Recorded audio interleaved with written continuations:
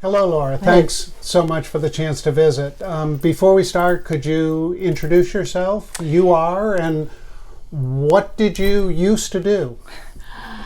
My name is Laura Richter, and for 30 years I taught school.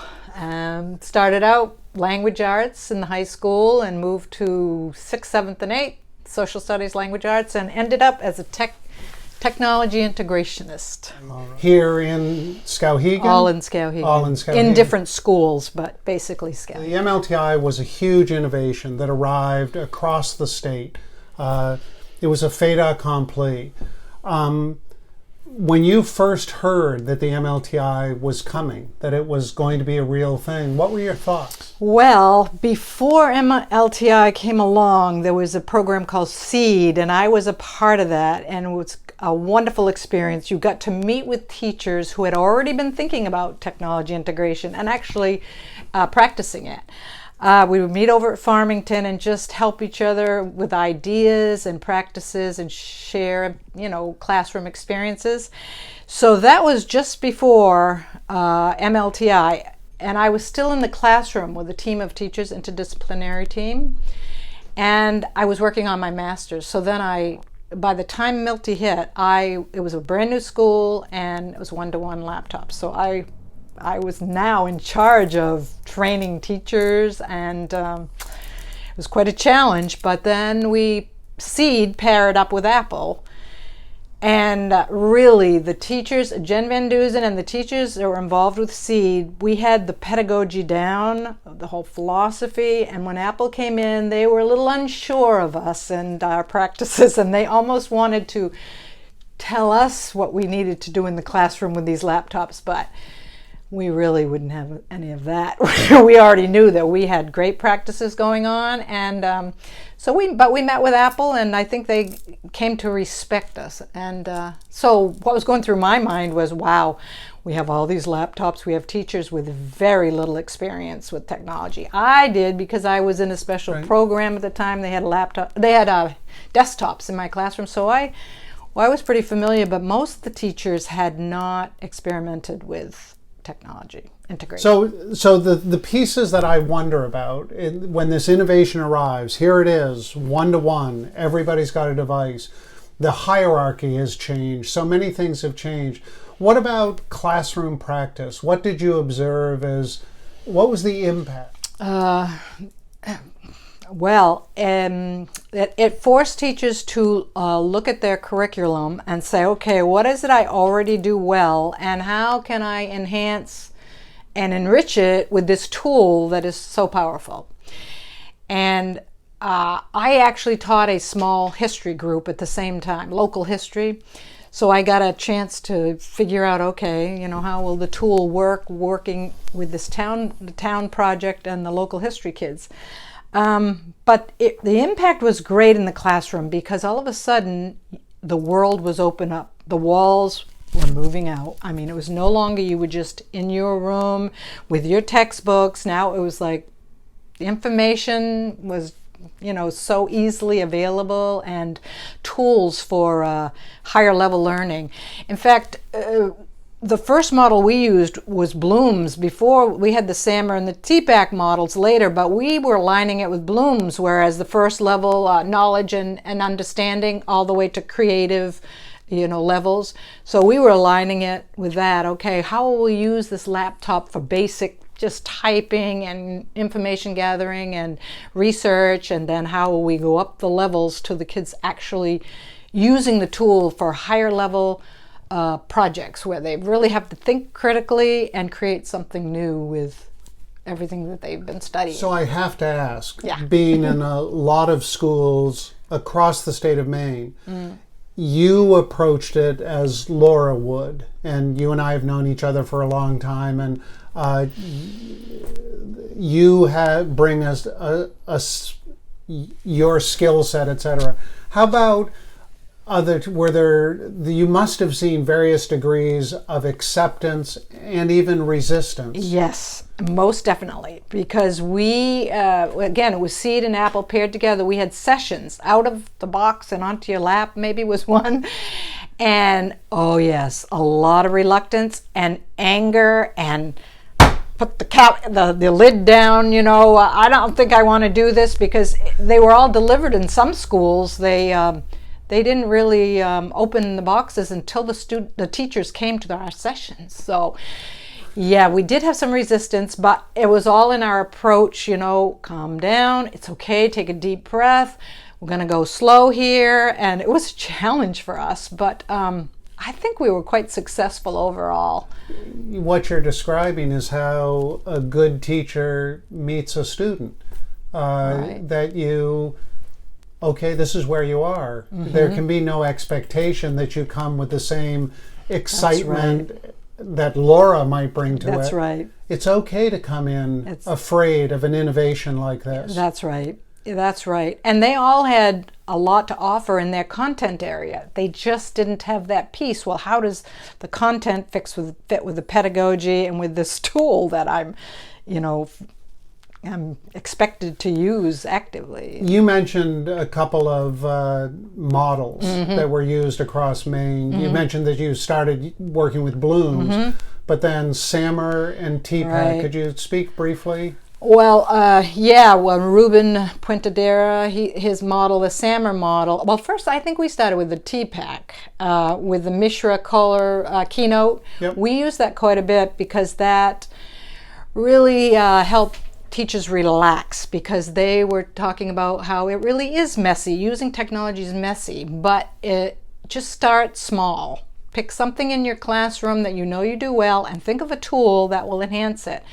And again, TPAC, technological, pedagogical content knowledge. Right. Technological, pedagogical content knowledge. And it's like there's a visual where it all comes together. They all come, because their holding was that all those components and in those days, what was that, 2005, 6 maybe? Yeah. It was time that they all had to come together to do what's best. That's the technology could no longer be ignored. That's right. And teachers were designers of the whole package. And that keynote with the Mishra and Kohler really encouraged creativity and just letting loose and just trying to overcome the fear of the device. And how about SAMR? The levels, that was easier for teachers in that it lines up pretty well with Bloom's in that substitution level. You're using the laptop for typing and research, and then augmentation. What practices then go a little beyond redefinition, and then the line. They always called it the line. Above that, your modification and redefinition is when you're really pushing the or maybe the limits, because the tool then lets you get what can I say here, with the creative factors, the students can actually be creating and communicating across the globe. We had our community project, the kids actually connected with a school in Ireland. That was the level at which they had created all these projects, but then they had an audience, and they were learning from the school in Ireland community what those students were doing with their community. And so that really, plus it was all published online, So that, to me, that took that to those higher levels. But without the tool, it wouldn't have been possible. They filmed, they recorded, they made iMovies. And it was all tasks that were really unreachable before the tools they had. Did you see within your own school a growing number of educators taking on some of the innovative stuff that came quite naturally to you, right, but might not have been natural to them? Well, at first, it became they became aware that they were basically comfortable with the substitution level and maybe modification, but they were very unsure about anything beyond that. Yeah. So what really helped our school and our teachers, we got a grant, and it allowed us to have a workshop where we had a team of teachers working with, it was Julie Barsht was a consultant from Massachusetts, myself, and the team of teachers, they actually got paid to be on this team, but the ultimate goal was to look at those models and figure out a community project where the science, social studies, language arts, math all would, work together, and the kids would work with the local historian, but also the town officials on real world projects. Something that mattered. Something that mattered. Because in Skowhegan, well, it all started really with examining the old photographs with from a MemoryNet. Steve Bromwich, he was such a help. He came to our school. He would come, he had an old van, and anyway, he would work with the students. And our local historian, then they would scan old photographs, which led the kids to be questioning of what's going, what in this town, what is it all about in this town? Look at this photo of the island with all this lumber mills and shoe shops and spinning mills. So it got them really thinking about the past and their town and what it is today. And those mills that they saw in those old photographs are now empty, gone. So those photographs showed places that no longer exist or have stood empty. Right, or were modified or torn down, but it led them to question. But I mentioned the mills and all because the town currently was turning towards tourism for its economic base. And they had hired an engineer to create a kayak run through the gorge in Skowhegan. There's a big falls and gorge. So that team of teachers that were doing the community project, the science teacher was quite active and connected with this engineer. So the students were on site with GPS tools, cameras, looking at the flora and the fauna and questioning what would be the environmental impact of this kayak run. And just examining all of that, where the language arts and the social studies, which I worked with them, they were doing a walking tour so that they had just won some iPods from Apple, the ones with had a little screen so you could actually watch as you listen.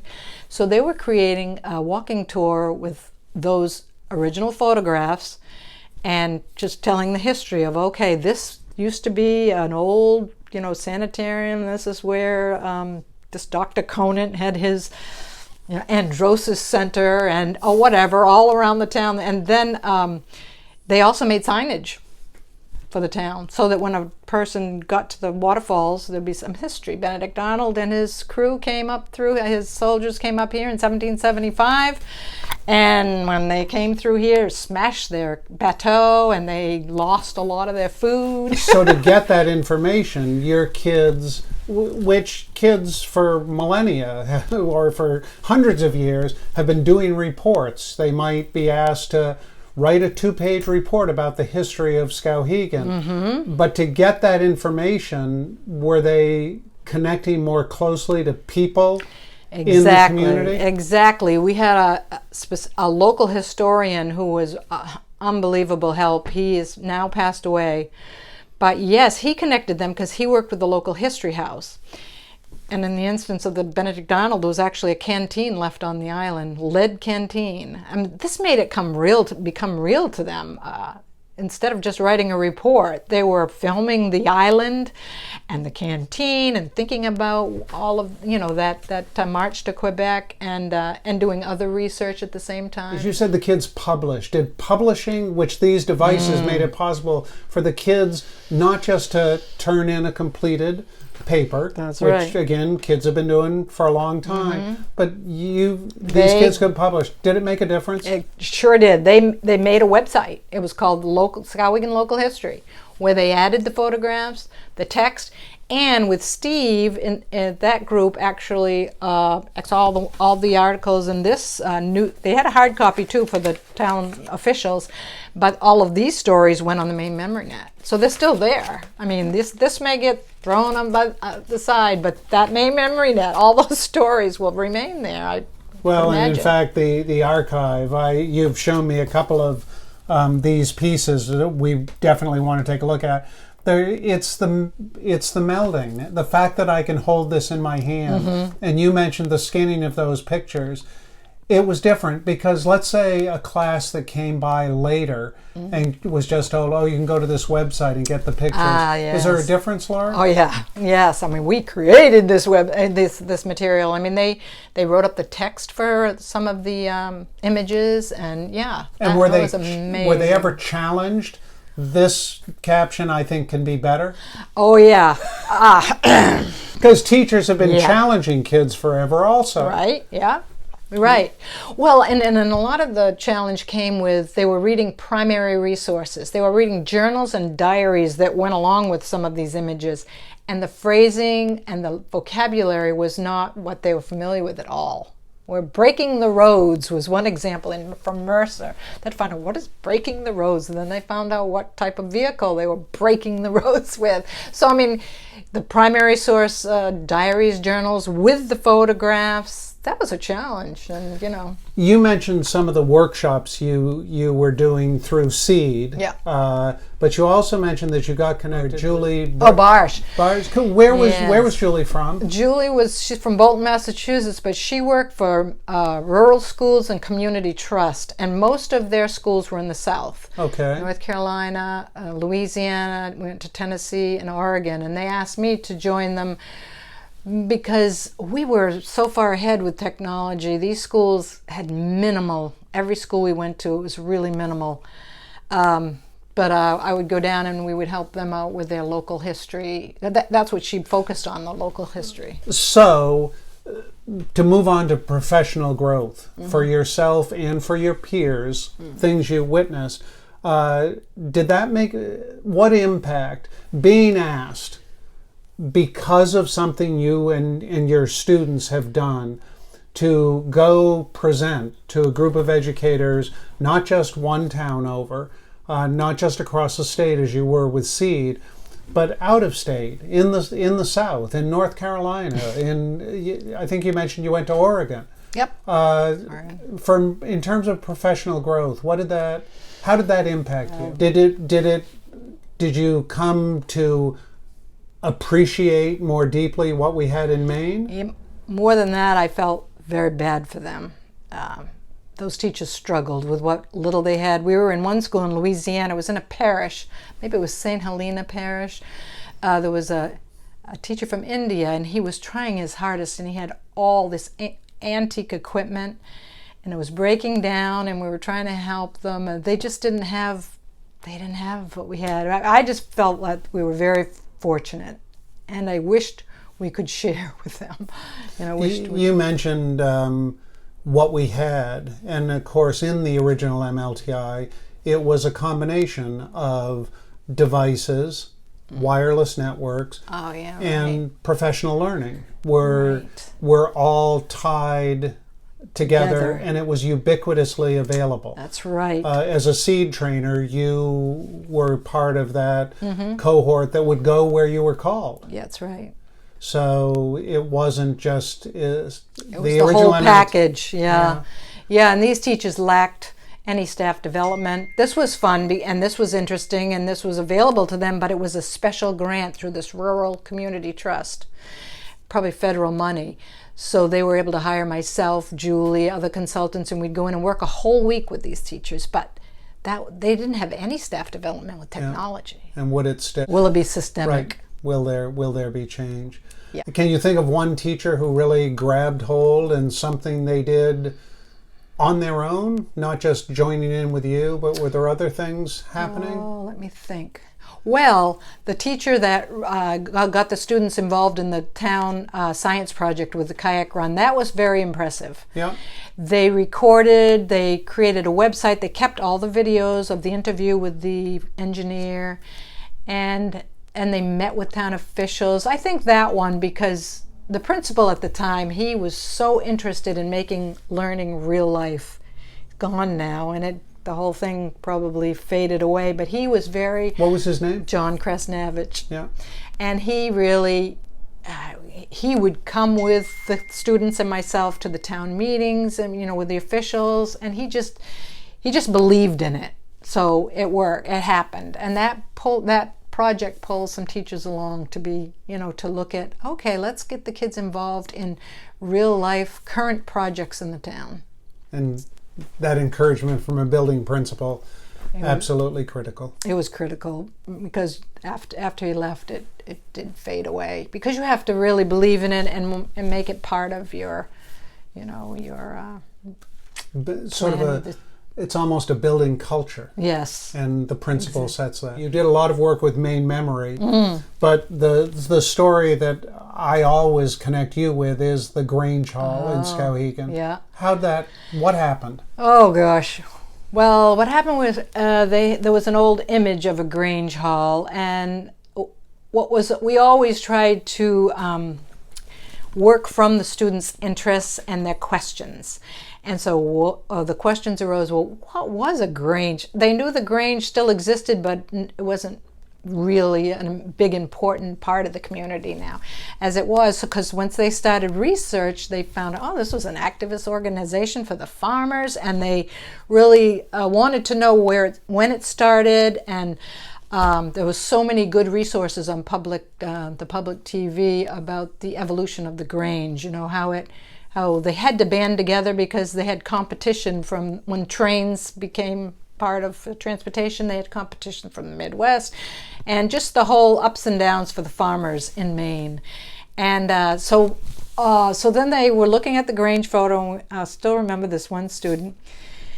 Well, I heard that Grange Hall was going to be torn down, and I said, well, let's find out. So Lynn Perry is another one. She was a local volunteer, worked with the historian. Well, get on the phone. Well, we don't know if we dare call. Well, let's do a little bit of practice. What will you say? What will you ask? Because the bank owned the Grange. What will you ask them? So he came up with questions, and he called, and he wanted to talk to the bank owner. Do you remember the name of the student? Eric Axelman. Okay. Now, and was Eric the kind of person you would have at first blush thought would be getting on the phone with the bank president?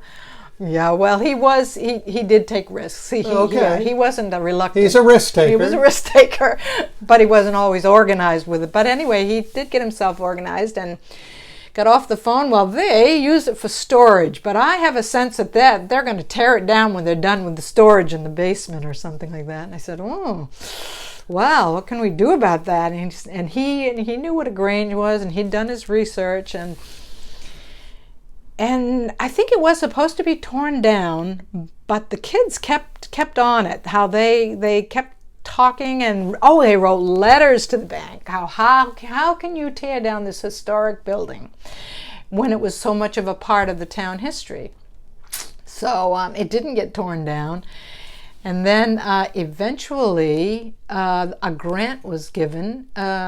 Maybe somebody bought it for just a small amount of money, and a grant was given, and it was restored. And so we called it I think it was, his article was Save the Grange and Granges in General. And that's Eric's article. There it is. I remember, this is going to go back years ago, but I remember you saying in a presentation that what Eric and his peers started to discover is that lots of people across town had stories connected to the Grange. Oh, that's right. That's right. That there were couples who had met at Grange. Yes, that's true. They started calling the Grange members, because there were a few, but they were moved to another building because they couldn't afford to keep this old building going. Story across Maine. Yes, because that was the center of the community. They had plays there, and musicians would come. I mean, it was baked bean suppers. Yeah. So they talked to Grange members also. That's right. Yeah. So the community impact, the role of the MLTI, of the laptops, because in community speak, oftentimes the MLTI was known as the Laptop Project. Yeah, laptop. Yeah. So did the community of Skowhegan see the laptops as a good thing? I think they did. I do. Because we had meetings before the students could take the laptops home. We had meetings, and the parents would sign off. But yes, I do think so. Yeah, I didn't see any resistance with parents. Wonderful. Yeah. And you've shown me one other a book here. Yeah. And this is? That's Skowhegan Heritage. This contains a lot of the photos that the students scanned. And it's just a profile in Skowhegan history, and a local writer, and the historian worked with him, but he gave credit to the students, and that made him feel pretty important to be. It's publication. It's publication, and they have in the back there's a dedication. Well, speaking as an adult, you've had, I'm confident you have pieces that you've written that have been shared. Do you as an adult, I know I as an adult, I worry much more about something that's going to be published than something that I'm just penning in a quick note to my brother. Exactly. Yes. Publication matters. Yes, that's right. And when they were doing these, that's right. They went over and over and over these pieces and, edited and used, without the laptop, I mean. It's the teacher's, it's the holy grail of classroom education. Let's edit this one more time. Let's put one more set of eyes. And how often the answer can be, oh no, it's all set. Yeah. But if it's going to be published. Yes, it's another level. Right. It's a real thing. Laura, thanks so much. One last question that I think about is, as I began, the MLTI, the original MLTI was an innovation of the first degree, massive change that came here to Maine. Other innovations will come. Something's going to arrive in schools that's going to be radically different. What advice might you give to educators in the future when that innovation arrives? I think I would say to them to not lose sight of the fact that it's a tool, and that what's really important is the student learning, and whatever if device or tool or innovation it is, it doesn't replace that student-centered learning and developing critical thinking skills. And in this age of misinformation, disinformation, it's really critical that students are engaged in projects that really develop that critical thinking. And so whatever tool it is, those models of teaching, I think, are still going to work. Still the foundation of it all? Still I do believe, right. I don't know how those would go away because they're so student-focused, combined with teacher approach. Thanks very much for the chance to meet. It's been a wonderful conversation. Thank you.